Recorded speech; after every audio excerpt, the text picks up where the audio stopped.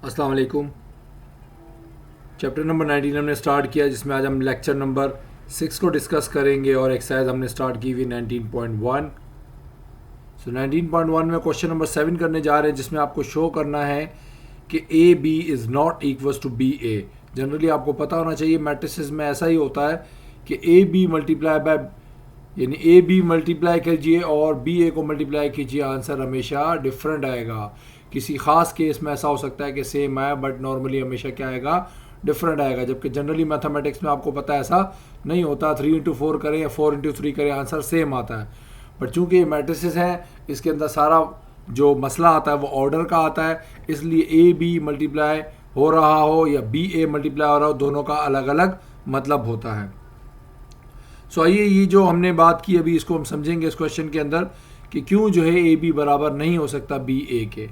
ठीक है, सो देखिए आपके पास ए और बी मैट्रिक्स गिवन है। आपने क्या किया, सबसे पहले अब चूंकि आपको ये शो करना है, तो जो प्रूव या शो करना होता है तो आप सोल्यूशन के बजाय क्या लिखते हैं, प्रूफ। इस प्रूफ का मतलब होता है सबूत। ठीक है ना, आप सबूत दे रहे हैं इसको कि ये जो है इसके इक्वल नहीं है। सो प्रूफ के लिए हमेशा आप क्या करते हैं, जब प्रूफ लिखते हैं उसके बाद हमेशा आप जिस चीज़ का प्रूफ देना चाहते हैं, मिसाल ए बी इक्वल नहीं है बी ए के, तो मैं इसको दोबारा हमेशा लिखूंगा।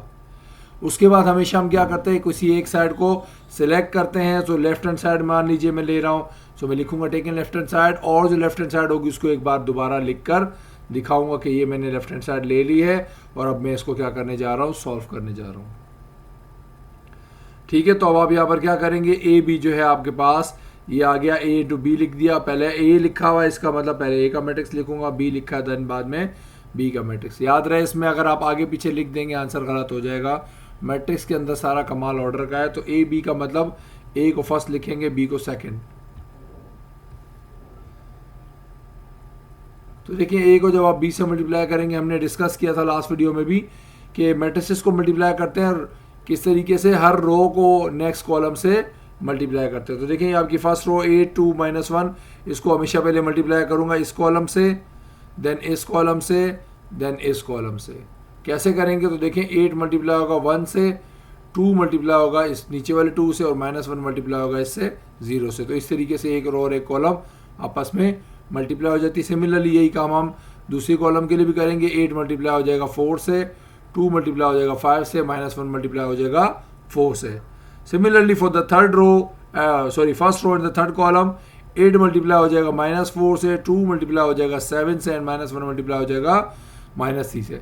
इसी तरह हम क्या करेंगे, सेकंड रो को फर्स्ट सेकंड थर्ड कॉलम से भी मल्टीप्लाई करेंगे, एंड थर्ड रो को भी फर्स्ट सेकंड थर्ड से मल्टीप्लाई करेंगे, तो हमारे पास 3/3 का ऑर्डर एक मैट्रिक्स का मिल जाएगा। सो देखेंगे आप क्या करेंगे, हमने उसको मल्टीप्लाई किया, देखिए मैंने आपको अभी समझाया कैसे करना है। 8 हो जाएगा 1 से मल्टीप्लाई, देन 2 हो जाएगा 2 से मल्टीप्लाई, -1 हो जाएगा 0 से मल्टीप्लाई, और बीच में हमेशा एडिशन के साइन आएंगे तो मैंने लगा दिए। फिर अब इस रो को इस कॉलम से भी कर रहा हूँ। सो देखिए 8 को 4 से मल्टीप्लाई करूँगा, फिर +2 को 5 से मल्टीप्लाई करूँगा, फिर +-1 को 4 से मल्टीप्लाई करूँगा। देन 8 को -4 से मल्टीप्लाई किया, 2 को 7 से मल्टीप्लाई किया, और -1 को -3 से मल्टीप्लाई किया। अब मैं नीचे चूँकि मूव कर रहा हूँ, जैसे जैसे हम रो से कॉलम आगे जाते रहते हैं, हम यहाँ गैप छोड़ते हैं। अब चूंकि मैं रो नीचे शिफ्ट कर रहा हूँ, नीचे वाली रो पे आ रहा हूँ, तो अब नंबर्स भी मेरे नीचे आएंगे। सो देखें 2 1 और 2 को मल्टीप्लाई करूँगा पहले इससे। तो देखें 2 मल्टीप्लाई होगा 1 से, 1 मल्टीप्लाई होगा 2 से, और 2 मल्टीप्लाई होगा 0 से। फिर यही रो दूसरी कॉलम से भी होगी, तो 2 मल्टीप्लाई होगा 4 से, 1 मल्टीप्लाई होगा 5 से, और 2 मल्टीप्लाई होगा 4 से। देन दोबारा 2 हमेशा पहला नंबर से, दूसरा नंबर दूसरे वाले से, और तीसरा नंबर तीसरे वाले से मल्टीप्लाई हो जाएगा। फिर थर्ड रो पे आ गए, दोबारा ये आप दोबारा फर्स्ट सेकंड थर्ड करके मल्टीप्लाई करेंगे। 2 को आप मल्टीप्लाई करेंगे 1 से, 3 को करेंगे 2 से, 0 को करेंगे 0 से, 2 को 4 से, 3 को 5 से, 0 को 4 से। देन अगेन 2 को -4 से, 3 को 7 से, और 0 को -3 से मल्टीप्लाई करेंगे। तो ये कंडीशन आ गई। अब हम इनको आपस में प्लस माइनस करेंगे, सिंप्लीफाई करते हैं। सो 8 1 8 हो गया, +2 2 4 हो गया, फिर प्लस माइनस माइनस हो गया, 1 0 0, फिर 2 × 1 2 आ गया, फिर +1 × 2 2, +0 2 +6 +0। इस तरह हमने सब नंबर्स को क्या किया, सिंप्लीफाई किया हमने, सिर्फ मल्टीप्लाई करके इनको जो जो नंबर आपके सामने नज़र आ रहे हैं हमने इनको जस्ट लिख दिया।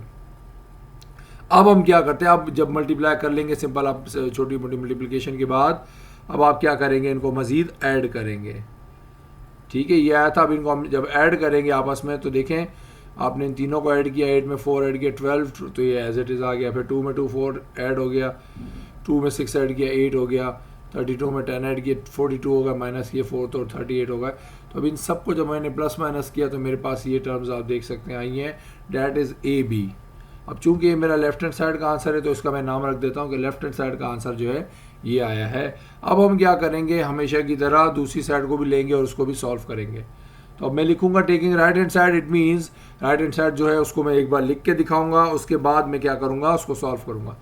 तो याद रहे राइट हैंड साइड बी ए है तो बी ए का मतलब पहले बी लिखेंगे देन ए, तो पहले बी का मैट्रिक्स लिखना है बाद में ए का, ठीक है। याद रहे इसमें ऐसा नहीं है कि आप अपनी मर्जी से लिख लें आगे पीछे, इसमें आंसर पर बहुत फर्क पड़ता है। तो दोबारा देखिए हम रो को कॉलम से, रो को कॉलम से और रो को कॉलम से, तीनों को आपस में कैसे मल्टीप्लाई करेंगे हमने अभी किया था।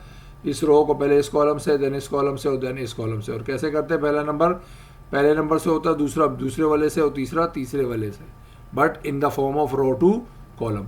तो जब आप इन रोज एंड कॉलम्स को आपस में मल्टीप्लाई करेंगे तो आपके पास कुछ इस तरीके की कंडीशन आ जाएगी। देखें 1 इंटू 8 8 आ गया, फिर 4 2 ज़ा, फिर -4 इंटू 2, फिर 1 2 4 1 एंड -4 3, फिर 1 इंटू -1 4 इंटू 2 एंड -4 इंटू 0, ठीक है। इस तरीके से मैं इस फर्स्ट रो को मैंने तीनों कॉलम से मल्टीप्लाई किया, देन 2 को करेंगे 8 से, 5 को 2 से और 7 को 2 से, 2 को 2 से, 5 को 1 से, 7 को 3 से, 2 को -1 से, 5 को 2 से और 7 को 0 से, 0 को आप मल्टीप्लाई करेंगे 8 से, 4 को करेंगे 2 से, -3 को करेंगे 2 से, 0 को 2 से, 4 को 1 से, -3 को 3 से, 0 को -1 से, 4 को 2 से और -3 को 0 से।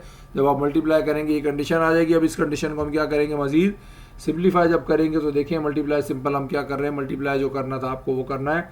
8 इंटू 1 8 आ गया, प्लस 4 2 8 आ गया, फिर माइनस प्लस माइनस माइनस हो गया 8 हो गया। सिमिलरली 8 2 16 लिखा, देन 10 आ गया, देन मल्टीप्लाई किया 14 आ गया, 0 आ गया, 8 आ गया और -6 आ गया। तो देखिए छोटी छोटी कैलकुलेशंस हैं, इनको आपने खुद परफॉर्म करना है। मल्टीप्लाइड जब आप कर लेंगे तो आपके पास कुछ इस तरीके की कंडीशन आ जाएगी जो ऐसे आप अभी अपनी स्क्रीन पर देख सकते हैं। सो अब आप क्या करेंगे, इनको मजीद सिंप्लीफाई करेंगे। और कैसे सिंप्लीफाई करेंगे आप देख सकते हैं, इनको आपस में प्लस माइनस करेंगे। 8 + 8 - 8, तो 8 - 8 एक कट गया, सिर्फ 8 बच गया। देन 10 + 16 + 14 को जब ऐड करेंगे 40 आ जाएगा। फिर इस तरह 8 में से 6 माइनस करेंगे तो 2 बच जाएगा। देन यहाँ 2 में 4 जमा किया 6, 6 में से 12 माइनस किए माइनस के 6, 4 में 5 जमा किया 9, 9 में 21 ऐड किए तो आपके पास 30 आ गया। देन 0 + 4 4 ही होता है, 4 में से 9 माइनस किए माइनस का 5 बच गया। देन -1 + 8 प्लस के 7 हो गए, -2 + 10 प्लस के 8 हो गए, और सिमिलरली 0 + 8 हो गया आपके पास 8। तो ये हमारा BA का आंसर आ गया। अब ये हमारा राइट हैंड का आंसर है, इसलिए मैं लिख दूंगा right hand side equals to this. अब चूंकि आप यहाँ देख सकते हैं लेफ्ट हैंड साइड और राइट हैंड साइड का आंसर अलग नहीं बल्कि बहुत ज़्यादा अलग है, टोटली डिफरेंट आता है हमेशा। तो इसका मतलब क्या हुआ कि आपका जो लेफ्ट हैंड साइड है वो इक्वल नहीं आया राइट हैंड साइड के। तो देखिए नॉट इक्वल का सिंबल लगाया हुआ है, इक्वल के ऊपर अगर क्रॉस लगाओ इसका मतलब होता है नॉट इक्वल। सो चूंकि आपका लेफ्ट हैंड साइड इक्वल नहीं आया राइट हैंड साइड के, तो लेफ्ट हैंड साइड की जगह उसका नाम जो था वो लिख दें, राइट हैंड साइड की जगह उसका नाम जो था वो लिख दें। और चूंकि आपने प्रूफ कर दिया कि इक्वल नहीं है, इसलिए आप एंड में प्रूव भी लिख देंगे। इसका मतलब होता है प्रूफ का मतलब आप साबित कर चुके हैं जो आपसे पूछा गया था।